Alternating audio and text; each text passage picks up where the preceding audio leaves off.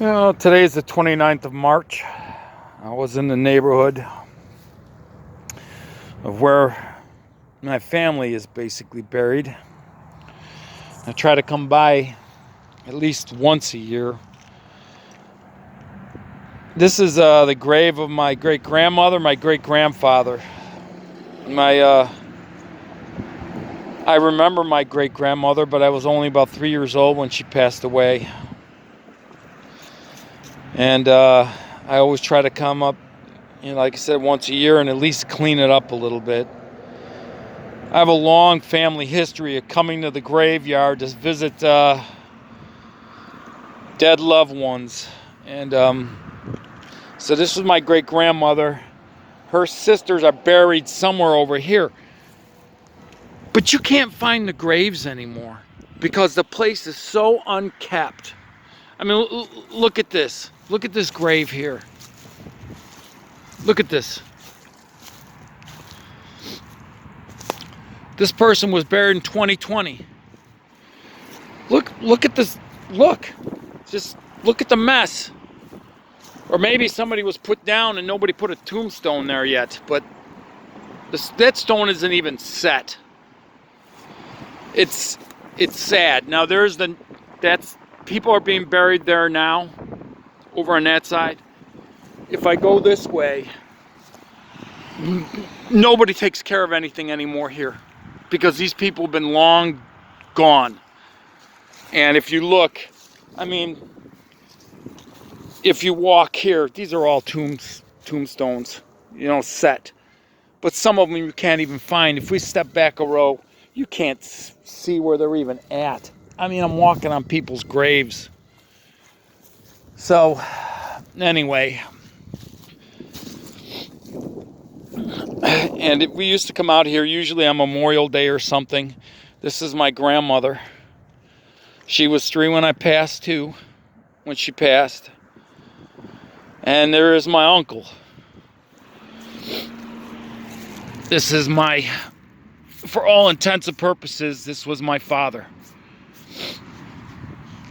This man was my father. He was a World War II vet. He was a medic in the First Army. And it's funny. I realize how much I'm like him in so many ways. No, he was my grandmother's brother. So the first grave I showed you was my grandfather, my great-grandparents. This was my great-grandparents' children. It was the daughter and one of the brothers. But my uncle here, he, by all intents and purposes, was my father. And he once told me in his 80s, he died, he was 91 when he passed. He once told me while he was in his 80s, late 80s, that he missed his mother, who was up there, He still missed his mother, and I remember I said to him after all these years, he said, yeah, I still miss her. Yeah, my uncle's been gone since 2006, and it's funny.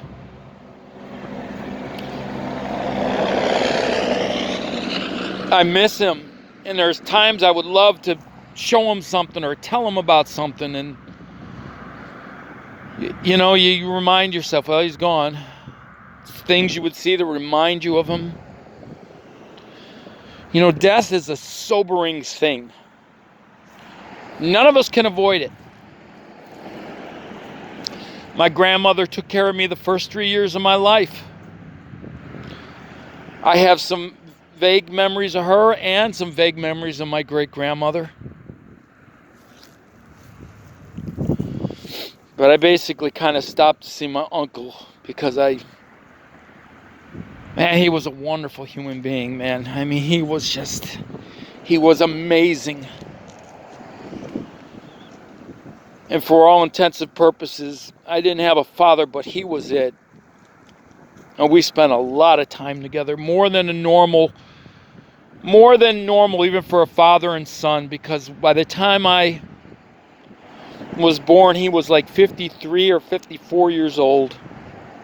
And he retired at 63, and I remember it, I was in 5th grade. And he drove me to school every day and picked me up from school every day. And it was a 45-minute trip each way. And we talked. And I'm the man I am today because of him. My love for history, the way I think. He taught me how to think critically. And I don't know why I'm showing this. The first vid, I've been coming here for years at least to see my grandmother. My uncle, we would come here and he would clean the stones. My uncle would clean the stones of his sister and his parents, and then the aunts and uncles that were over there of his that he had, and I can't even find them. If it was warmer, I'd probably invest a little more time. But I come here enough to keep it clear. And I always remember where it's at. So I know that's not real exciting for people to see, but you know what? There's some things you have to understand. The people that came before you leave a legacy. Sometimes it's good and sometimes it's bad. But they leave a legacy. And if you look here, there's no memorials. There's people forgotten. Everybody here is forgotten, long gone. Long gone.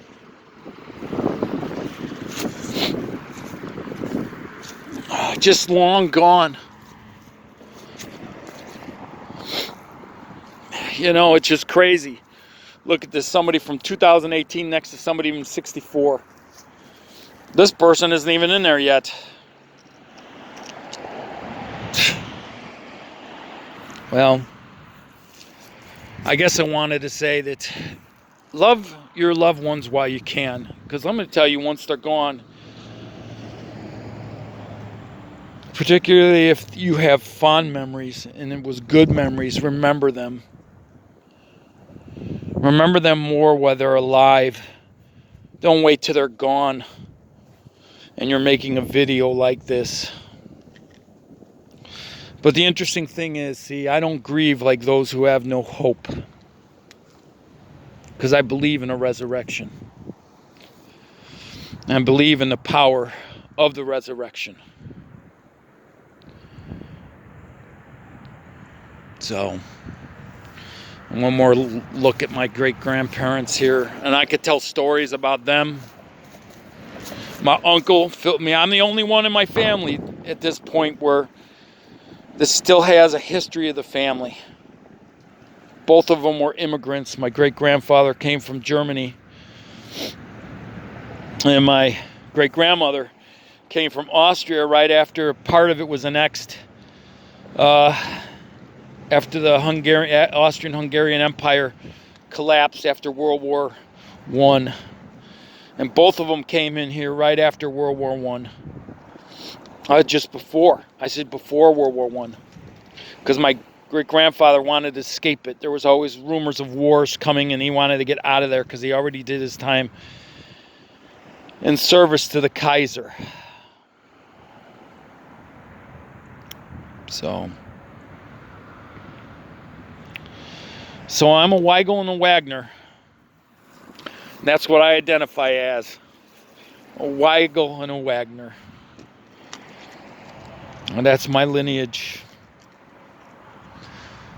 Well, enough depressing stuff. Till next time.